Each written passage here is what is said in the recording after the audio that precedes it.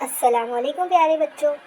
آج کی کہانی رشیدہ خالہ کی ہے جو اپنے ایک عزیز سے ملنے ہاسپٹل جا رہی تھی. کافی دور چلنے کے بعد انہیں جا کے ایک رکشہ نظر آیا. انہوں نے رکشے والے کو روکا. بڑی مشکل سے اس نے بریک لگایا ان کے پاس. اس کے بعد وہ اس میں سوار ہوئی.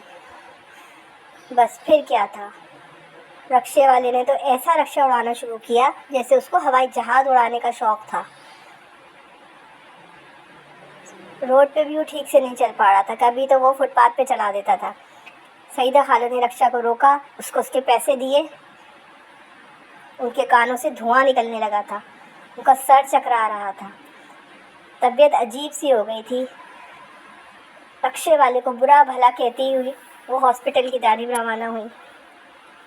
ان کی طبیعت اتنی خراب محسوس ہوئی کہ انہوں نے چیک اپ کرایا، اور چیک اپ کے بعد انہیں اپنے رشتہ دار کے برابر میں یہ جگہ مل گئی جس کی مزاج پرسی کے لیے وہ گئی تھی. بس یہ ہے رشیدہ خالہ کی کہانی.